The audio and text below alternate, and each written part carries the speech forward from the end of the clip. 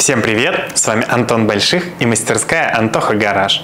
И сегодня я хочу затронуть одну безумно прям животрепещущую тему, от которой просто бомбит у многих комментаторов.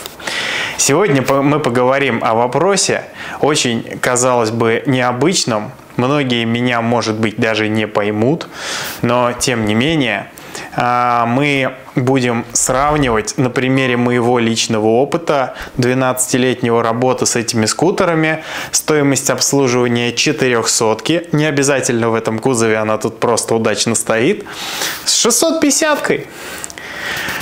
Очень многие люди почему-то абсолютно уверены, что 400-ка намного дешевле 650-ки в обслуживании, и у многих в головах сидит убеждение, что 650-ка это что-то безумно дорогое, а 400-ка это что-то очень простое и дешевое в обслуживании, можно починить самому на коленке за бесплатно и так далее. Давайте развеивать мифы и разбираться. Давайте начнем с самого главного и самого интересного многим.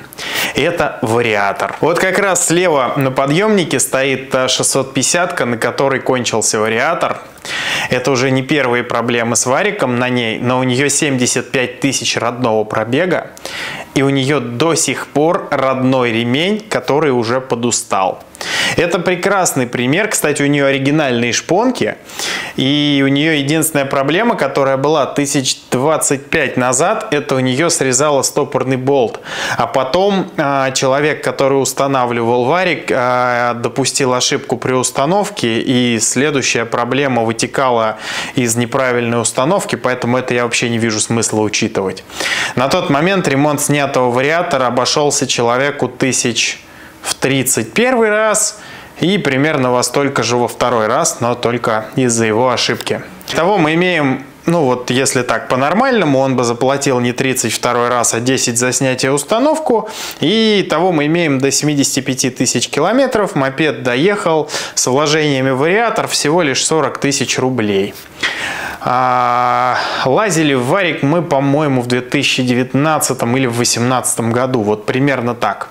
Точно уже даже и не помню. Второй скутер у меня с правой стороны стоит. Это вот тоже пример. Наш постоянный клиент. У него 91 почти тысяча пробега. Примерно 30 тысяч назад мы на нем перебирали двигатель. Точили поршневую и меняли коренные подшипники коленвала. Коленвал у него родной, шатун родной, головка родная. Соответственно, ничего криминального не произошло, просто закончились подшипники. На этой 400-ке за этот пробег поменены все щеки вариатора. Вот не очень давно мы меняли задние, наверное, десятку назад. Примерно десятку назад поменен колокол с платой сцепления на новый. Тогда же ремень, естественно, на оригинал. Этот мопед очень хорошо обслуживается, человек за ним очень следит и в общем и целом не запускает его. Именно поэтому он продолжает ездить и радовать владельца. Сейчас вот мы на нем поменяли задний тормозной диск, в прошлый раз делали суппорт. Ну, в общем, с ним очень много чего делалось. И вот вы знаете, вот если вот этого мопеда отмотать 1015, ну вот я могу в какой-то степени поставить между ними знак равно, то вот эта 400-ка обходилась в содержании гораздо дороже, чем вот эта 650-ка. Если мы усредним эти показатели, ну вот прям я реально уже постоянно это все делаю, наблюдаю за тем, что у людей получается, то даже сравнивая стоимость ремонта варика, мы имеем у 650-ки типа дорогущий ремень, шестерни и так далее. У 400-ки мы имеем просто ремень, щеки, грузы и все остальное. Значит, у 400-ки в идеале нам нужно лазить в варик каждые 5000 километров. К примеру, мы делаем это в сервисе, а не самостоятельно. И стоит нам это примерно 3-4 тысячи рублей в зависимости от сервиса. То есть разборка и чистка. И учитывая, что у 650-ки зачастую первое вскрытие вариатора происходит на 50, а то и 60 тысячах, за этот пробег мы примерно 12 раз вскроем вариатор 400-ки. И получается, что по работам мы несколько даже можем переплатить. Потому что, ну вот на сегодняшний день ремонт вариатора на 650-ке стоит 20. У нас, по крайней мере. Да, дорого, знаю, прям вообще. Можете хейтить в комментариях сколько угодно, всех забаню, буду рад. Теперь давайте поговорим о стоимости запчастей. Значит, вот самая наболевшая ремень вариатора, он же кучу денег стоит на 650-ку. Если мы трезво посмотрим ценники, они могут быть где-то выше, где-то ниже. Это не столь принципиально, но примерное соотношение у нас обычно следующее. Ремень на 650-ку стоит примерно как 3 ремня на 400-ку. На 400-ке регламент замены ремня у нас составляет 24 тысячи километров. Правда, зачастую, если мы меняем щеки не так часто, как хотелось бы, срок службы ремня сокращается. И да, на старые кузова можно поставить Дайка. Дайка буквально там год-два назад стоила сущие копейки. Но вы посмотрите, сколько стоит Дайка сейчас. Удивитесь, что там цена сравнима с оригиналом. И думаю, вопрос этот отпадет. Потому что, к сожалению, в условиях СВО Дайка, очевидно, стала доставать сложнее, чем оригинал. Поэтому эта тема отпала. А на К7 и выше Дайка вообще нельзя ставить. Там только оригинал или, может быть, Малоси. Ценник соответствующий.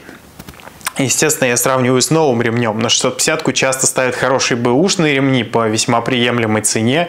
И получается стоимость эксплуатации вообще очень сильно вменяемая.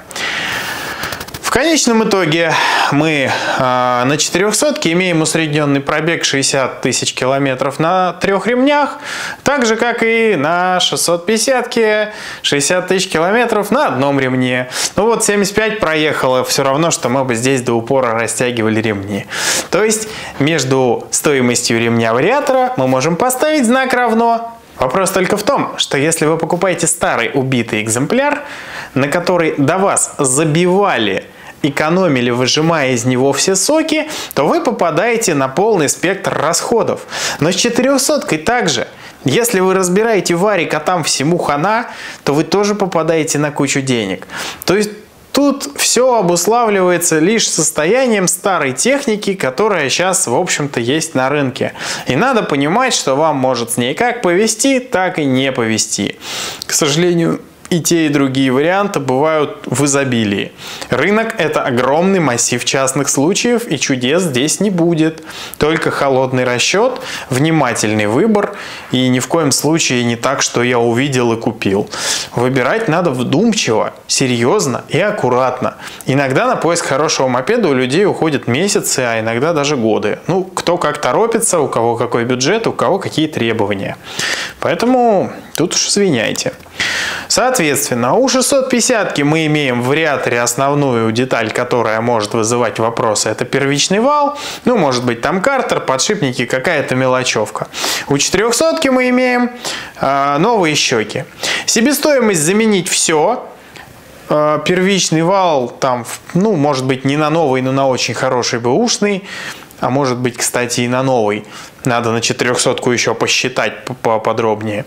Ну вот прям, если вот мы берем два убитых абсолютно варианта, то, допустим, 650-ка с хорошим первичным валом, со втуленной крышкой, с новым ремнем, там, с новыми подшипниками и так далее. То есть полностью перебрать на ней хорошо варик, даже достаточно убитый, хотя полностью убитых вариков на 650-ке почти не бывает. Обычно там ломается что-то одно, там одна-две вещи, а остальное там чаще всего в приемлемом состоянии. То есть так, чтобы там было убитое все, это должно еще очень сильно не повезти. И вот 400-ка, на которой мы вскрываем варик, и там тоже там на задних щеках, там, допустим, на каком-нибудь 44-м кузове выработка 4-5 миллиметров, что вполне реально. На передних щеках тоже там миллиметра 2-3, соответственно, также мертвый ремень, грузики и так далее, и так далее.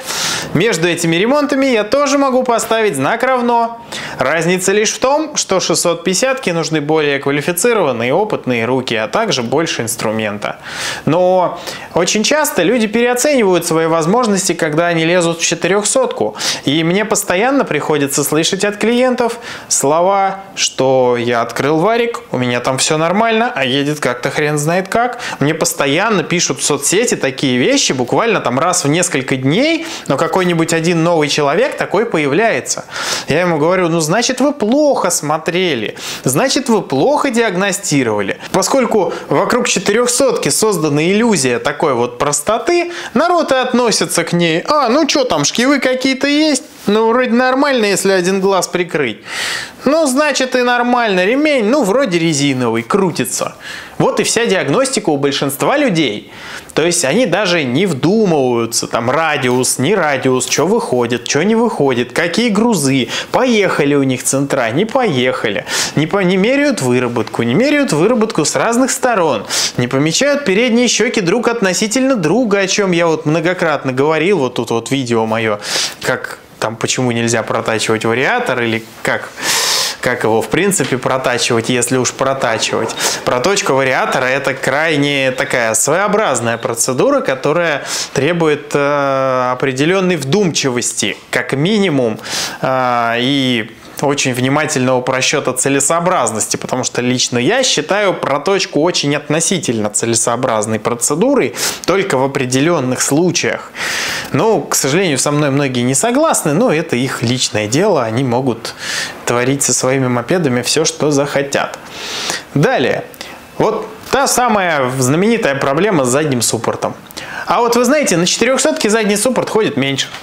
Не знаю почему, причем очень часто это тот же самый суппорт, но на 400-ке он ходит меньше. Может из-за вибраций, может из-за других нагрузок, там другой диаметр тормозного диска, кстати, он меньше.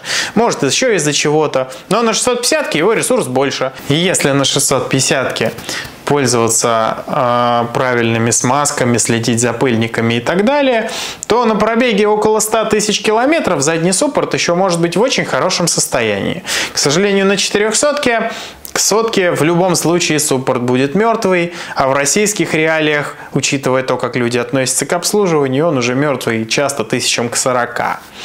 То есть здесь у нас даже 400-ка вызывает большие расходы. Что у нас еще по глобально вот такому обслуживанию можно сравнить?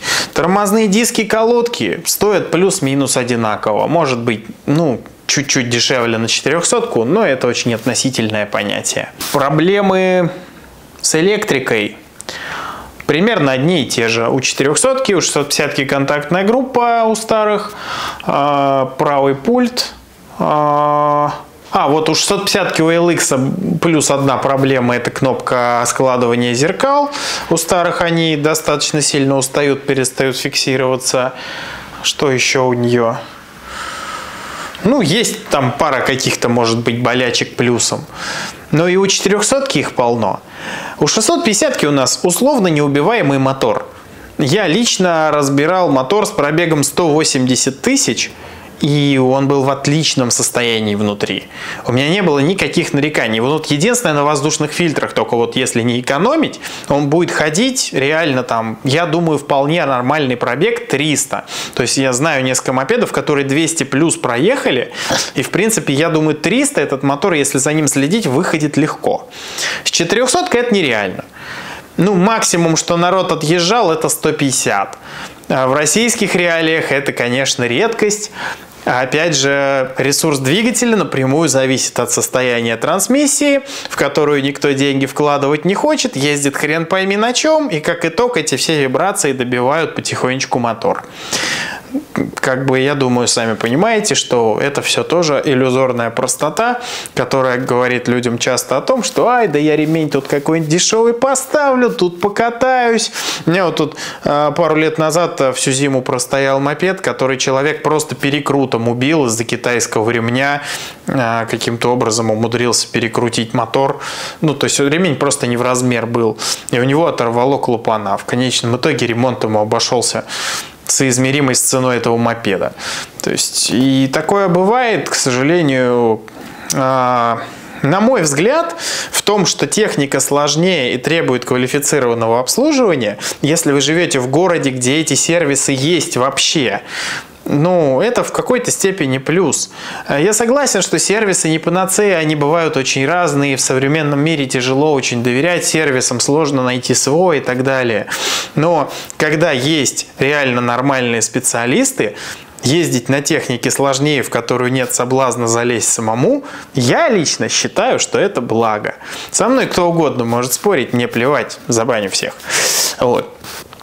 Собственно, в общем и целом, в остальном я даже не знаю, что тут еще сравнивать. Да, у 650-ки посложнее подвеска, но если она в хорошем состоянии, она хоть управляется. На 400-ке, какая бы она хорошая ни была, управляемость, ну, такая. Ну, ни в какое сравнение не идет, по крайней мере. Лучше, чем на Сильвере. Чуть-чуть. Опять же, у 650-ки вечные подшипники рулевой колонки. Они реально не убиваются вообще. То есть 120 тысяч пробега, разбираешь, они в идеале. У 400-ки, начиная с К7, подшипники рулевой колонки – это расходник. По какой причине, я не знаю. Подшипники те же самые. Может, вилка с одной траверсой влияет, а может, производитель поменялся. Но, с другой стороны, логично, он бы и на 650-ке поменялся. Зато у 650-ки есть проблемы с подшипниками заднего маятника. Ну, в общем и целом, все соизмеримо. И, в принципе, стоимость обслуживания этих двух скутеров, она примерно одинаковая. Просто вот за счет этой иллюзорной простоты, а также за счет того, что очень многие люди, не зная, что делать с 650-кой, мучаются и зачастую сами себе создают дополнительные расходы. Вот была как-то история человека, который полез перебирать 650-й варик и перебрал его так, что с промежуточного редуктора слил масло и не налил. И в конечном итоге он там чуть ли не весь сезон искал причину, почему у него там не едет. В конечном итоге там чуть ли не 200 тысяч мне отдал за переделку всего. И вариатора, и переборку двигателя. Или, по-моему, замена двигателя была. Была история уже лет 5-6 назад. То есть, получается, он кучу денег вложил сам, наломал только кучу всего. Вместо того, чтобы там за 50 тысяч рублей починить варик, он сам потратил 100. И еще потом 200, чтобы это все привести в порядок, переделать и так далее, чтобы был нормальный мопед. Такие истории действительно бывают. Их немного, но вот где-нибудь раз там в пару лет такое мне лично попадается. Я думаю, что на самом деле таких историй больше. Думайте сами, решайте сами. Выбор делать только вам. Но я лично за то, что 650-ка это не тот скутер, которого стоит бояться. Но только один случай стоит принять во внимание. Если вы живете в каком-то городе далеком, где нету никаких мастеров, которые действительно именно в них соображают, то тут может быть проблема очень большая, потому что вы останетесь с этой мопедкой наедине, и что вы будете с ней делать, лично мне непонятно. К сожалению, тут у людей очень часто возникают трудности, но, если честно, лично как по мне, то есть вот 650 это удобный скутер в Москве, в Питере, где-нибудь еще, но я вообще не понимаю, зачем он нужен в условной какой-нибудь деревне. Ну, я никого не хочу сейчас обидеть, но там, где нету много пробок, вообще, на мой взгляд, такой скутер не нужен. И вообще, зачем нужен макси-скутер там, где нет пробок? Покупаешь мотоцикл на механике и радуешься. У меня такое видение. Оно может не совпадать с чьим-либо еще. Ну, то есть, я лично считаю, что вот стихия 650-ки это вот Москва идеальные условия. Она совмещает в себе все плюсы именно здесь. Я не считаю, что макси-скутер в принципе подходит для дальников. Ну, тут мнения бывают очень разные, и каждый имеет право на свое. Поэтому покупайте хорошие мопеды, следите за ними, катайтесь и радуйтесь. А с вами был Антон Больших и мастерская Антоха Гараж. Не забудь, пожалуйста, подписаться и поставить лайк. Если что-то хочешь сказать, обязательно напиши комментарий. А если хочешь поддержать мой канал, это можно сделать по ссылочке в описании или в закрепленном комментарии. Всем пока!